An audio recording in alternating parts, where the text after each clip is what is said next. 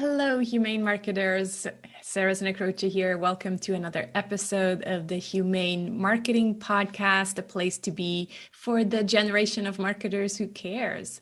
This is the show where we talk about marketing your business in a way that feels good to you, is aligned with your values, and also resonates more with your conscious customers because it's not pushy, ethical, and also beautiful. So if you're a regular here, you know that I'm organizing the conversations around the 7 Ps of humane marketing. And if you're new here and this is your first time, welcome. I'm so excited you're here. You may want to download your one-page marketing plan with the 7 Ps of humane marketing in the form of a mandala at humane.marketing/one page, the number one and page. So again, humane.marketing/one page. And with that, with no further ado, let's dive into today's conversation. Hi, Avital. So good to have you on the Humane Marketing Podcast. Welcome, welcome. Hey, Sarah. Great to be here. Thanks for welcoming me. Thank you. All right, tools and technology, that's our topic today. One of my favorite topics, actually. I'm a big tech fan and AI, and people kind of always find that interesting because as you know, I'm talking all about human and being humane. But I really feel like they go together and we can discover or kind of dive deeper into that later in the conversation. But I want to start with you and this topic of technology. What brought you, what made you focus in on that topic? That's my first question. And then why is that such a struggle for so many entrepreneurs? So 2 questions for you. So what brought me here is many years as a software engineer and team leader. So I've been in the tech space for many, many years, but also I've been an educator even longer than I've been an engineer. I've always liked having people ask me questions and come back with something for them to get them unstuck and into the next step.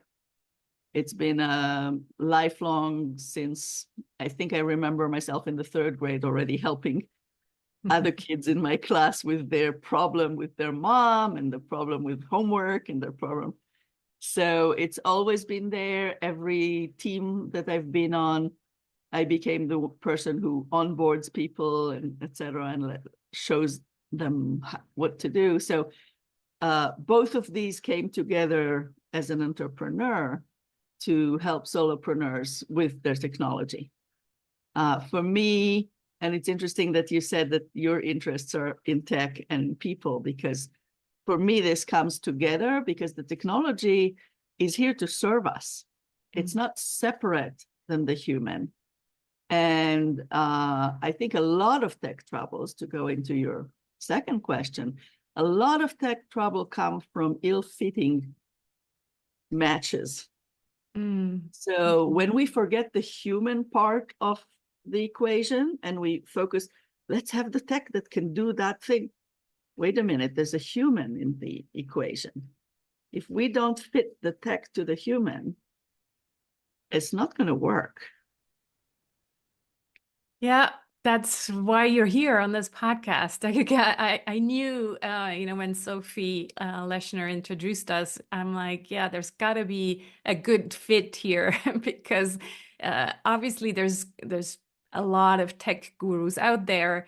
But you're right, it's the technology that needs to go together with the human being and being able to adapt and adopt this technology and fit them into our humanness. That's the key, really, to making these things work for you, right? I think that's a big part of what you're saying is also like make sure you choose the tools that work for you and not just because someone recommended a new shiny object that you have to now also use that thing as well.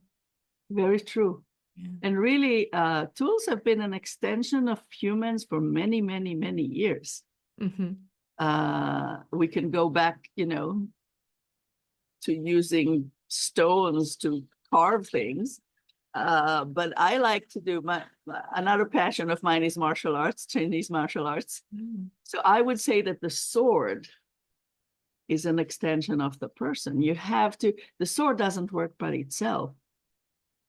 And for it to work well for you, you need to hone it, like to hone your skills, to get the tool in good shape, to get yourself in a good shape, to become a team and work together. If you don't become one with your sword, and the sword doesn't fit you, it's not useful at all. Right. Yeah. So the tools are an extension of ours. They come to serve our needs. And for that to work, we need to give them, we need to be good team members. We need to give them what they need in order to serve best. Right. Maybe this, for someone who's completely opposed to or even kind of scared of technology, that may sound a little abstract, right? So let's give him some specific examples. Like for you, when you talk about tools for solopreneurs, give us one or two examples of these tools, and then I can share some of the tools that I use as well. So I'm not going to go with a specific tech tool, but I am going to go with the computer as a tool. Okay. Mm-hmm. Okay. So we use the computer as part of our tool, right? But if we don't know how to wrangle the windows to do what we want, if we don't know how to respond, so I'll jump into a different piece a little bit because I speak a lot about computer land. This is me as a human being entering computer land, and it's somewhere where the culture is different, the language is different. Part of that, to give the specific example you're looking for, is that I interact with computer land on a flat screen. Everything starts with the eyes. So if my tools want to talk to me, they have to put something on the screen that I can see. And we've all seen those, little boxes that come up right in front of your work and ask you something. And our first instinct is to just, go away. Click, click, click, click, click, go away. But if we remember that that's the only way that our tools have to speak with us,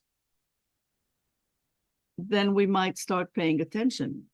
Here's another source of problems is we send away the messages that tell us there is a problem, you need to do something about this. Here's a guide of, here's your next best step. There's a lot of conversation going on. If we ignore it, we get into trouble.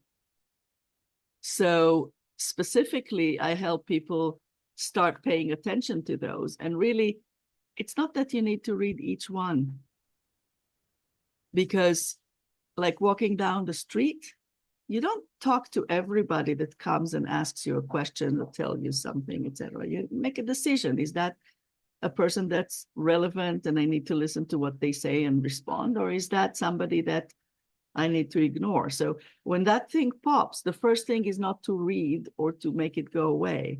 The first thing is, where did that come from? Who's talking to me? That really makes me laugh because I probably 9 out of 10 times I'm the person who closes those things, right? Because, and I tell you why, Avital, because they're not using a very human language. Like they're No. speaking to me as if I was another piece of technology. So I think message to, whoever humans are programming this technology is to use a more human language in those messages I as well. agree. I because agree. then we can actually communicate. But right now, all these messages feel like I have no idea what you're saying. Sounds bad, so I'm gonna close it. But I yeah, agree. And that's you who are passionate about technology and likes using those things. right, And you close 9 out of 10 without reading. right, So it's definitely a very common thing. What I do with my clients is I tell them, take a picture, send it to me. I'll tell you what they're saying. And what happens is those things stopped coming because a lot of them come back and back and back because we haven't responded. right. So what do you do when, if I have a team member, they're trying to tell me something and I'm not responding, hopefully they'll try again and again and again. Right, So when we respond, a lot of time those things go away. right. If we don't respond, they pile up, and then you have things taking your screen space, taking away from your work, distracting you. And Yeah. What I was more thinking of is tools like, Zoom, for example, that we're recording our podcast with, or technology like my mic, that I need to know how to, the levels of the microphone so that the yes, sound is good. All of these other technology tools that again help us to be more human with someone across the ocean that I can now talk to, where before, or for yes, someone who doesn't know how to use these tools, it becomes difficult. Other tools that solopreneurs probably often need to learn how to use are like email providers, even just the Google suite, and all of these technology things that yes, we're using all the time. And even if we're choosing not to use them in our own business, the minute we collaborate with other people, we're often exactly. confronted with having to use them. I see that in one of the volunteering teams I'm in right now, and it's a challenge because it's like, oh, I just took it for granted that everybody knows how to use this, but obviously that's Yes, not the case. So yeah, tools are absolutely. So here everywhere. are here are my top things. So first is the computer. You have to learn to talk to it. Then we have the browser, how Right. to use the internet well with tabs and bookmarks and not lose your space and not be afraid to search and all that. Then we have Zoom to collaborate and communicate. Then we have files. Where do we put our files, our storage? Where is everything? How do I find it again? And like you say, when collaborating with others, then suddenly we have Google Docs. And there's a lot of people who, you put a link to a doc, and that's very common way to share information and collaborate in writing. And there are people who are very uncomfortable with that. Right. So I create tools like little courses and things like that. One of my courses is navigating Google Land Mm. so that people can collaborate easily, but, actually learn to do it because it's very challenging to get started when you don't have the basic blocks. Yeah. Yeah. Yeah, and even people who are versed and know things, they might be missing some of the basic blocks without knowing it because they find all sorts of workarounds, but it creates inefficiencies and it creates a little level of, I'm not sure if next time I'll be able to do this. And it really makes the daily life hard Yeah. for a I see solopreneur. what you're doing. I feel myself feeling a little bit impatient, because I'm like, oh, but I thought we're going to be talking about, these techie tools. But I Um, see completely what you're doing. You're like, well, we have to build the house. We have to build the foundation with with how to, have a filing system, maybe on your computer files, but also in your email yeah, organizing and all of yeah, these things that is true. It's part of the foundation. Why would you want to use something very techy if you don't have that foundation yet, right? So You're that leads me absolutely to right. another question. So then, okay, we're building this house with the foundation, and yet we're hearing from everywhere, well, you should be using this tool now and this app and this other shiny thing. So once we have that foundation in place, how do we then make decisions about what to add to our foundation of the house, if we continue with that analogy? Yeah, excellent. This is the next place, right? Mm. So at this point, once we made sure that the foundation is solid, then we want to start from the human Right, and the company. What are my needs? What is it that I need to do? Because if I just start listening to everybody that tells me, you need this, solopreneurs need this, I use that, we get lost and we might start trying things and get into trouble. right. Many of us know enough to get ourselves tangled. Um, and the way to decide, and I have a tool for that, which I We'll can, talk about in the workshop, right? exactly, we'll talk about in the workshop, that helps you map your needs to your tools. Okay. Because that's really the way I approach this is looking at my tools as a team. So I need a team to help me with my business needs. Mm. And what are my business needs? We don't go out and start taking people because somebody said, hey, this guy is great to work with. Okay, let me employ them. We don't go about building our human team like that. Right. It's like, what do I need a person with? Is that person okay? So they're great to work with. Do they fit me? There's an interview process. You want to know who you're bringing in rather than try and bring all sorts of things because they might be able to help. There's a cost, even if it's not in money, there's a cost in adding just anybody and everybody to the team. Even for a trial period, it disrupts Right. something. Yeah. And when I tell people to start thinking about anything they know about team building, because all of us that are, let's say, above, let's go with 30, all of us older than 30 have seen some teamwork somewhere. And even if they didn't build the team, they were part of teams and they know what works and what doesn't work. We all have experience. Let's use this experience to build our tech team. And when we start thinking of our tools as what actually serves a need, it starts being a good fit and it starts being something you can use. So Mm. that's where I start. I start with, let's say what your needs are. And now let's interview the tools that everybody's recommending according to that. Mm. I love that. That is so aligned with everything we stand for at humane business and humane Oh, marketing, because tell me more. humane marketing also starts with ourselves. Like, who are we? What's our story? What's our values? What's our worldview?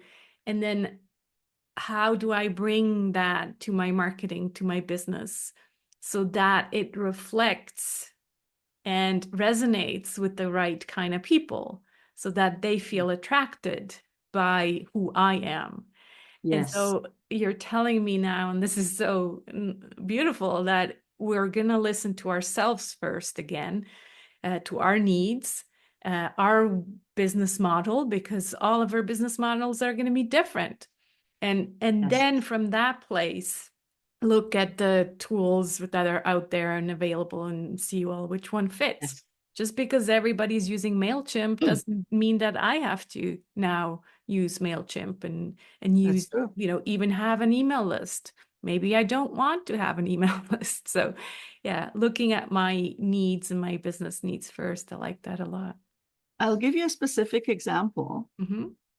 Many people use tools, there are different ones, but tools that would post things for you in social media. Right. And maybe you give them kind of the same post, go ahead, schedule it and post it everywhere. But, and that sounds efficient, it sounds helpful, and it feels good, this tool is going to post for me. I don't have to spend my time there. But when we're thinking about the other side, which is in part humane marketing or in part how is the tool fitting my values, depending on my values and how I see talking to people, LinkedIn has a very different style and vibe and environment for conversation than in Facebook, for example. And Facebook is different than Instagram, and they all have a different environment. Right. So sometimes posting the same thing to all of them wouldn't necessarily make sense. Totally. And using a tool that would do it for you rather than, part of my value is the conversation and the relationships that I create with the people that I serve. And when I'm posting on LinkedIn, I'm there to respond to comments, and I'm there to respond. And I don't use my VA to respond to comments because I want to respond in my voice and the way that, depending on people's questions and comments, I want to respond. It's an extension of the post and of the conversation. Right. Yeah. At the same time, I have my VA post things like reminders and all sorts of things that I've written in my voice, but it needs the extension. Then I can use an automation or a person or anything to, for wider reach. Right. Yeah. So I Yeah. don't know if that makes sense, but for example, choosing a tool to do the automation of posting or not would depend on how I see what I want to do on social media. Yeah. Yeah. And I was thinking like even further, like if we look at our values first, which is this inner work, right?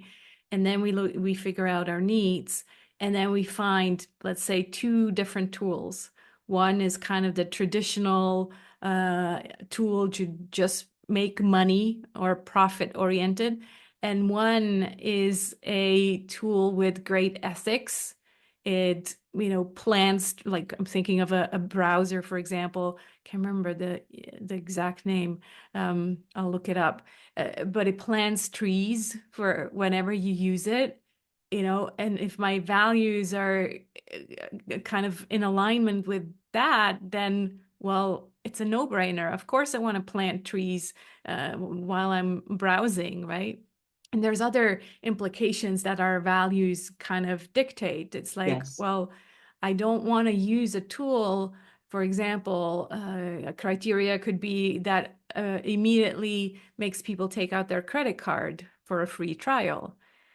I've noticed myself, it's very hard to actually find a tool that kind of is already thinking in this new paradigm, new, business like Yes. we're human orientation.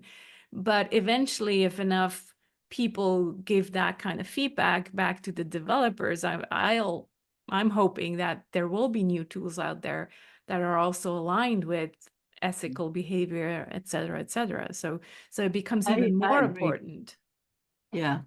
I check usually who owns the company. Right. Um, I like, it's a combination really, but if the company is not well behaved according to values that are, close to me, I don't want to use it. Exactly. Yeah. So that's important. Yeah. Yeah. And I like, there's also external measures like B Corp.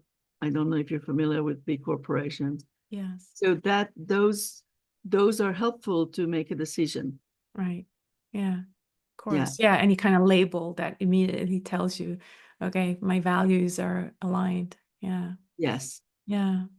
So what would you say for someone who's listening and who's now or has been in complete tech overwhelm?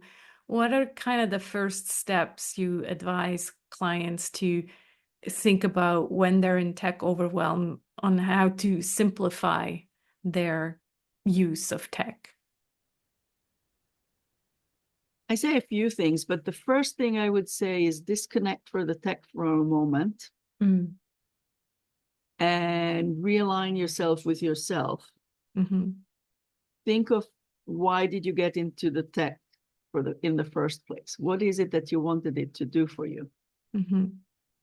And then start from there. So what do I want it to do? Do I already have something that can do it? Just kind of like start small. And there's nothing wrong with starting with paper calendar and, you know, whatever you need to do to run your business, and just take things slowly. And because tools, you know, tools are only as good as how you use them. So even if you take a tool that can do 1,000 things, maybe you just need 2 things from it.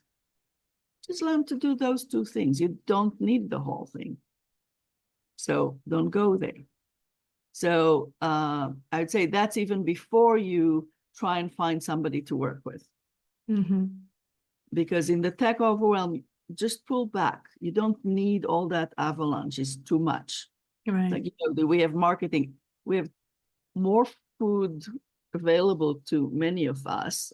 Unfortunately, some not, but many of us that are talking now about owning a business, etc., we have way more food offers than we ever could use or consume.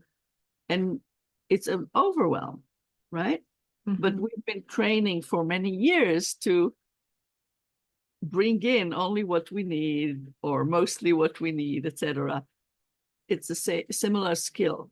It's an avalanche. You don't need to listen to every commercial, every recommendation, listen to your needs first.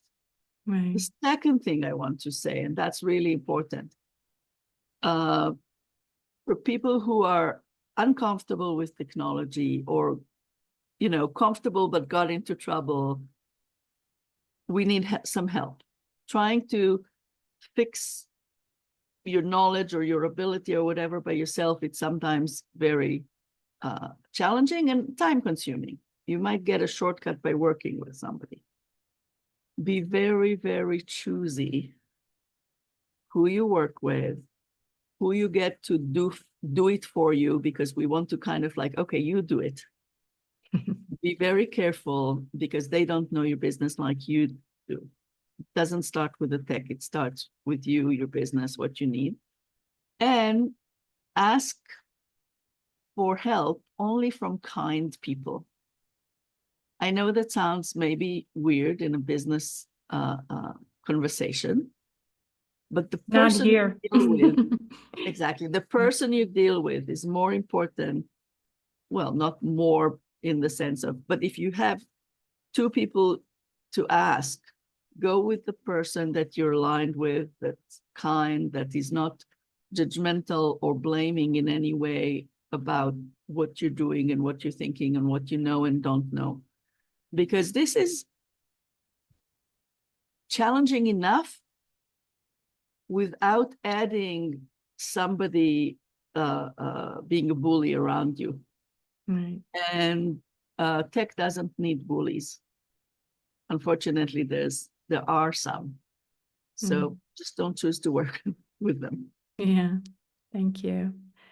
Yeah, before we wrap this up, I'd like you to give us a sneak preview of what we'll be working on during our collab workshop, because we have this chance to have you in our community, the Humane Marketing Circle, and we'll do a 90-minute roll your sleeves back kind of hands-on workshop with you, which I'm very excited about. So tell us a little bit what we're going to be doing there.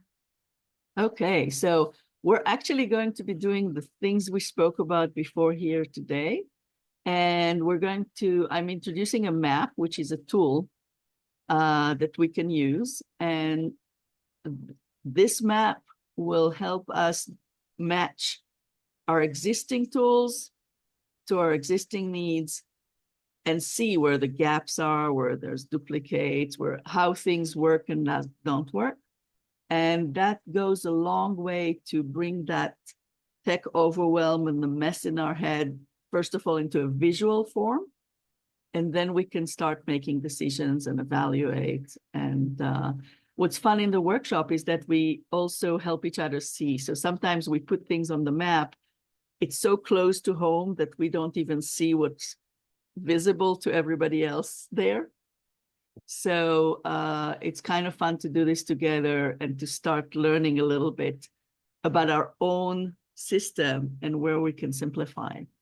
Yeah, I like I told you in the beginning of this conversation, I love tech and I use a lot, but I've never, mapped it out. So I'm personally Mhm. super excited about that. And for me, it's probably going to be more about simplifying. So maybe getting rid of some of the tools or combining them rather than adding more tools. But who knows? I'm looking forward to it. And like you said, it's very much about the human conversations as well as for all our collab workshops. But I think especially for this one, so that we can counterbalance the tech and the mental Yes, influence. So yeah, yes. this workshop is on November 6th. So please join us there in our community for a little donation. You can join us, and the link is humane.marketing/workshop. Cannot wait. Avital, you also have a freebie on your website, so please do mention where people can find you. Tell us a little bit about your freebie and yeah, anything else you'd like to share. Excellent. So my website is vitalweave.com. And when you go there, you can find the freebie right there on the bottom, including uh, some details. But what it is my best 3 tips that are non-techie that will change your tech life starting today. And they seem very simple and almost like, why is she telling this to us? But these tips were curated from my clients who come back 2 years later, 3 years later, and say, the most valuable thing that you taught me is, Mm. that's where I got those 3 from. So they're misleadingly simple. I love that. That's great. Yeah. Well, thank you so much for being with me today to talk about tools and tech, and looking forward to this workshop on November 6th. Excellent. Thank you. Thank you, Avital. Thank you, Sarah. Thanks so much for watching and being part of a generation of marketers who cares for yourself, for your clients, and for the planet. We really are change makers before we are marketers. So go ahead, be the change you want to see in the world. And I hope to see you again next week. Take care.